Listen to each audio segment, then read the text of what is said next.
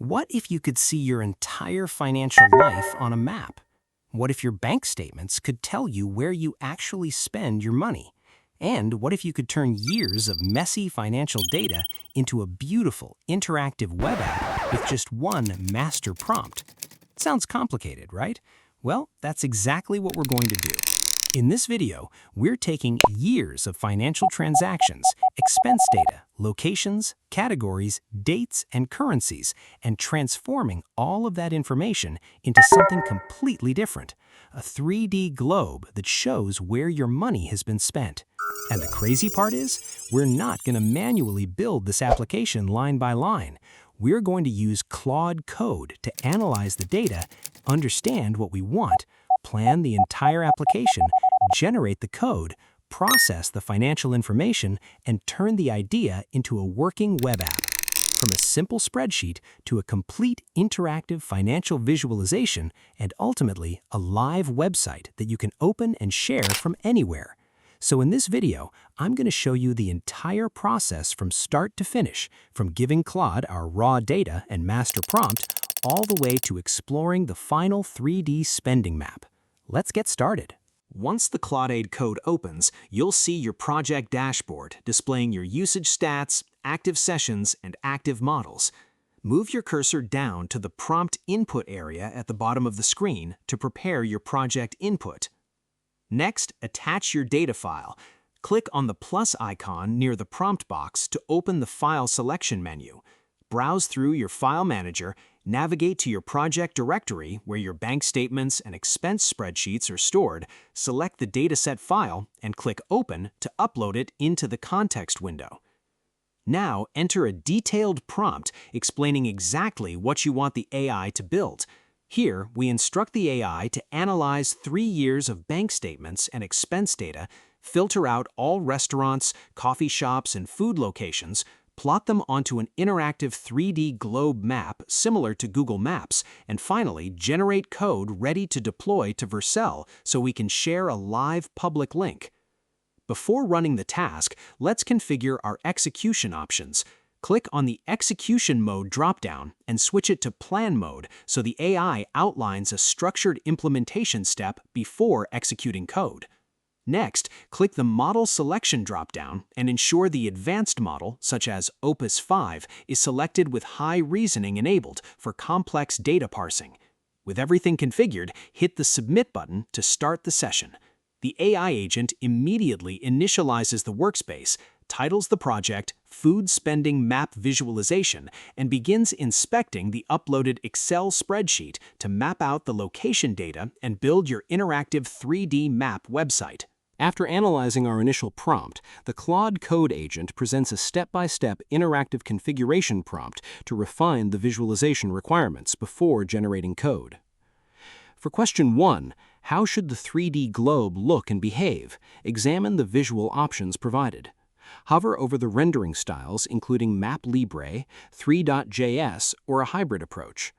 We will select option 1, Map Libre Satellite Globe, recommended, which provides an Esri satellite view zooming smoothly down to street-level map labels without requiring external API keys. Click Next to continue. Moving to question 2, which transactions count as places I've eaten? Here, you can choose whether to filter strictly for dining transactions or plot the full financial history. We move our cursor down to option 3, all 1,600 transactions, food highlighted, which plots every expense with category color coding while keeping food venues prominently highlighted by default. Click Next to move forward. In question 3, select what date range should the site cover. The prompt gives us choices between the full 5-year timeline or a 3-year window. We move our cursor down to option 2, past 3 years only, to focus strictly on recent activity as requested in our initial prompt, then click Submit.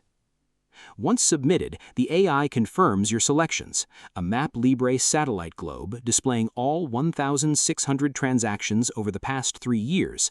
The agent immediately executes underlying shell scripts and command line tools to calculate exact statistics, format the geospatial CSV, and build the 3D map front end. Once the data profiling is complete and all user preferences are set, the AI agent synthesizes the decisions into a structured implementation plan.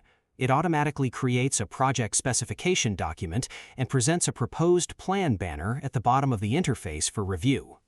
To allow the AI to build the application without needing manual approval for every file creation or terminal command, move your cursor down to the Action toolbar on the bottom right and click Accept and Auto Mode.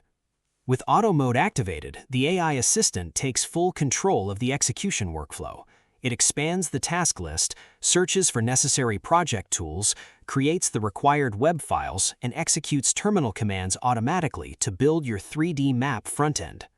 With our AI agent finishing the project build and deployment, it generates both a production Vercel URL and a local server link at localhost 5300. Now that Claude has finished building the project, let's open the generated application and take a look at the result. Here we have the finished website titled Where I've Eaten. The entire experience is centered around an interactive 3D globe that visualizes the locations connected to our expense data. At the top of the page, we have the application title, Where I've Eaten, which immediately communicates the purpose of the visualization. Below that, you'll see the Categories section. Food is enabled by default because the primary purpose of this project is to visualize restaurant, coffee shop, and other food-related spending. There's also a Select All button and a Clear button. These controls allow us to quickly change which transaction categories are visible on the globe. Now let's move to the main visualization, the 3D globe. From this global view, we can rotate the planet and explore the different locations represented in our financial data. Instead of looking at a traditional spreadsheet full of transaction rows, we're now turning that same financial history into something visual and interactive. Let's rotate the globe and move toward one of the areas where transactions were recorded. As we zoom in, the visualization takes us from the global view toward individual cities, allowing us to understand where the spending activity actually happened. This is where the project becomes especially useful. Rather than simply telling us how much we spent, the map gives us a geographic view of our spending history. Now let's look at the Cities section. The application places pins at the city level. This is important because the source financial records contain city information, but the street address data is only a placeholder. So the application intentionally avoids pretending that these points represent exact restaurant addresses.